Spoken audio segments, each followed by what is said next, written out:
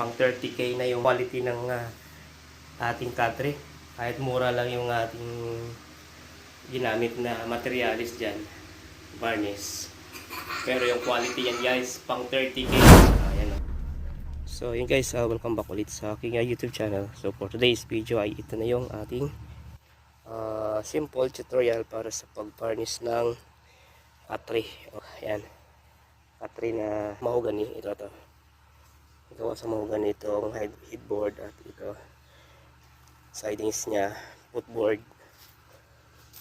Then gawa sa Jimelina or paper tree yung kanyang sahig. Ayan o.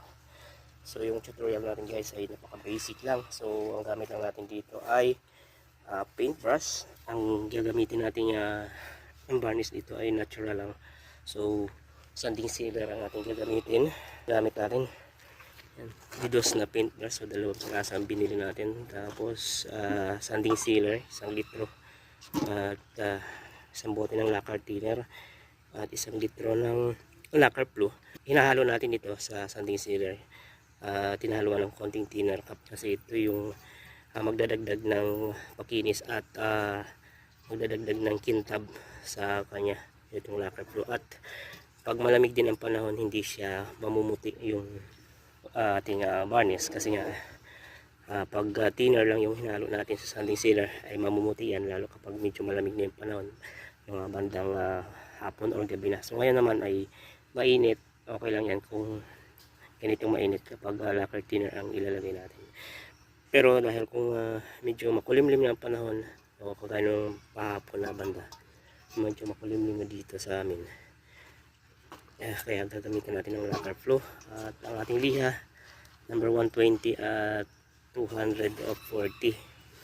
So dahil ito ay napasadahan na ito ng sanding machine nung gumawa, papaluapan na lang natin na liha na number 120. So yan.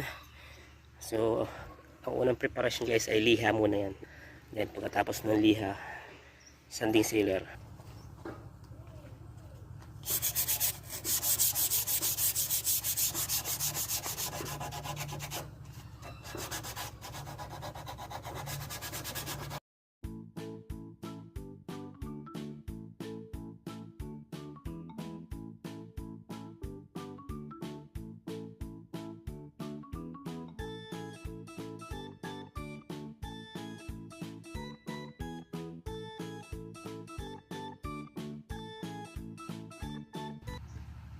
So ayun guys, nalihan na natin hanggang dito yan.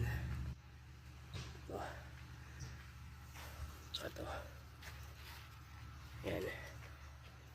So yung part na lang na yun, hindi pa natapos, side nun. Kunti lang sa part na to.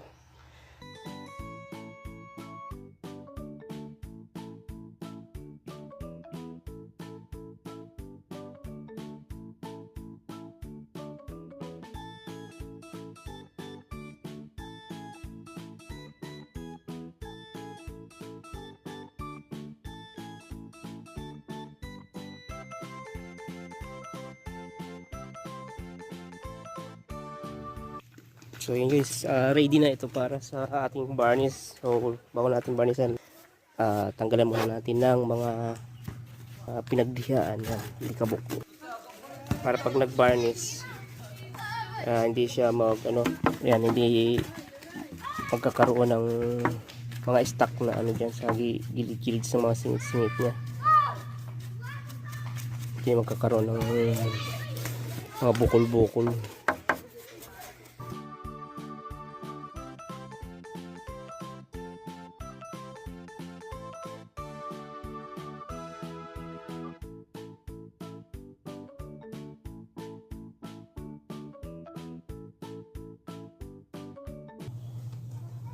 So ayan, lagyan natin ng lacquer thinner, konting lacquer thinner lang. So nilagyan na natin ng lacquer glue guys kanina.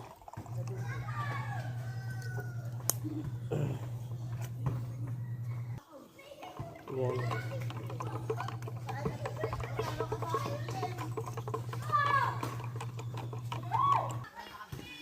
medyo ano lang to, malabnaw siya ang ginawa natin kasi pag purong sanding sealer kasi yan, mahirap din naman kapag natuyo, medyo maano siya,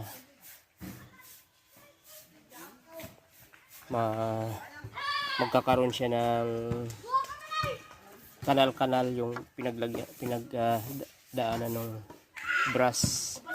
Kaya yan, ginawa natin malabnaw lang. Yan, nakikita niyo yung haspi ng ating kahoy. Yan. Antay lang natin ito matuyo, guys. Mga 5 minutes tuyo na yan. 5 to 10 minutes. So pagkatuyo niyan, gagaspang ulit yung kahoy kasi lalabas ulit yung mga ano niyan, hibla nila. Mga hibla niya. So pag natuyo yan, gagaspang ulit. Tapos pag gumaspang yan, siyempre kailangan natin lihain ulit para kuminis hanggang sa tuluyan siyang kuminis. Yan. Yan.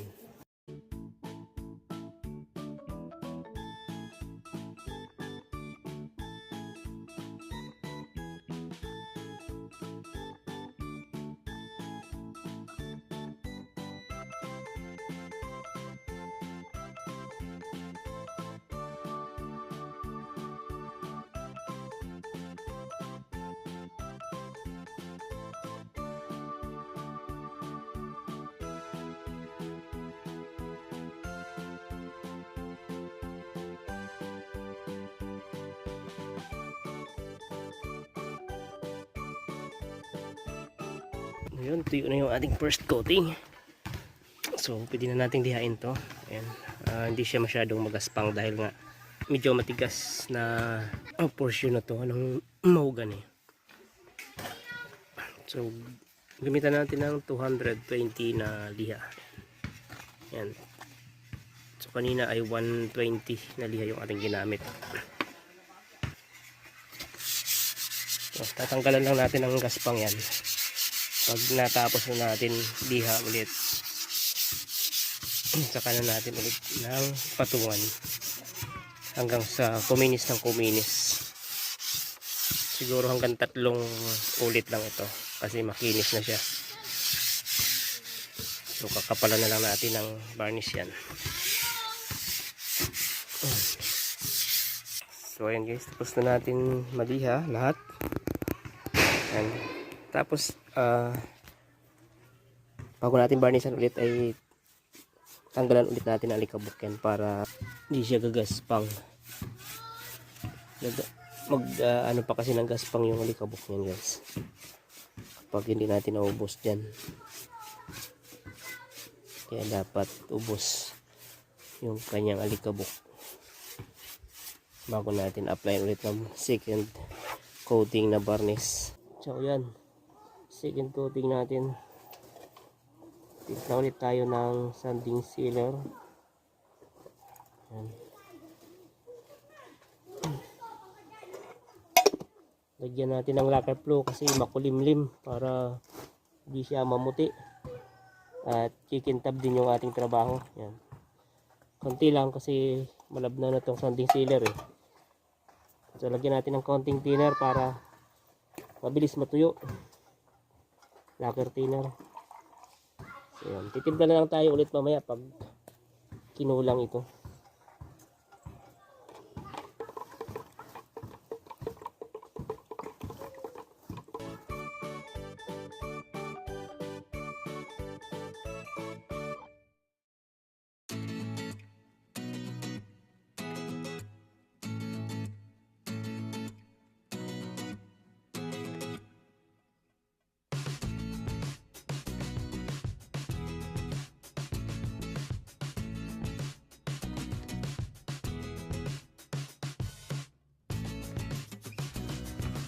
So yun na yung resulta ng second coating guys. So, ayan. Medyo hindi na masyadong hindi na masyadong magaspang. So konting liha na lang yan. Tapos patong ulit. Then konting retouch, then final na. So yun guys, natimpla tayo ng final na pang varnish. Final coating na natin. So may natira tayo na ganito kataas na sanding sealer. So pupuruhan na natin ito ng lacquer blue. Huwag na nating haluan ng lacquer thinner, although na medyo mainit. Pero mas maganda pag puro lacquer blue para mas makintab siya.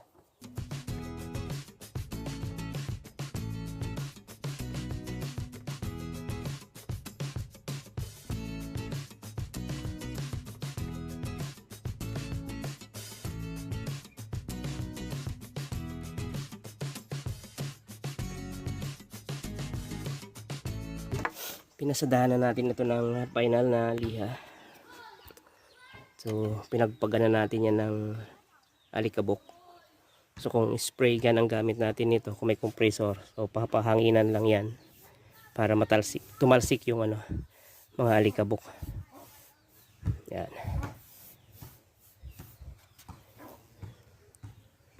Guys,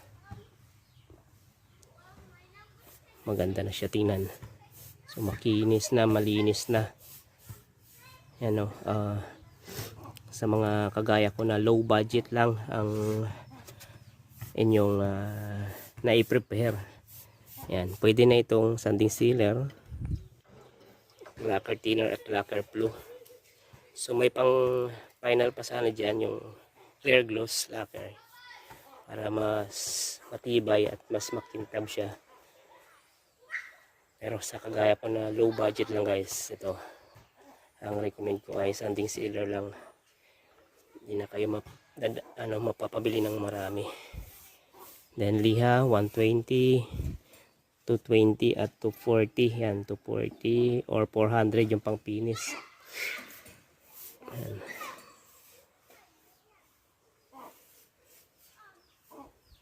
So, ito ay pwede na pa naman ito pahabulan sa sunod na mga buwan pag may budget naman na. Yun nga lang, ilalabas pa natin ulit ng kwarto ito. Pero kung habol talaga natin ay paggandahin pa ng tudo-tudo yan, so okay lang.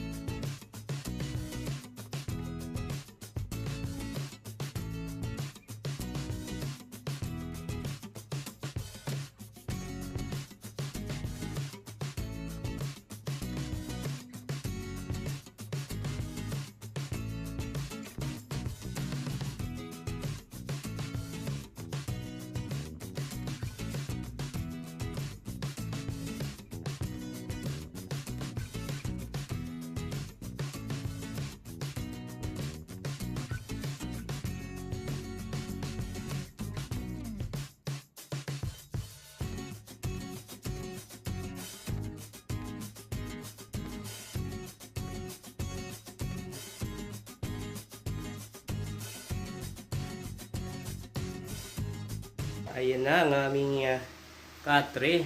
Ayun, nakapasok na dito sa aming kwarto. Ayan o. Ayan. Pang 30k na yung quality ng ating katre.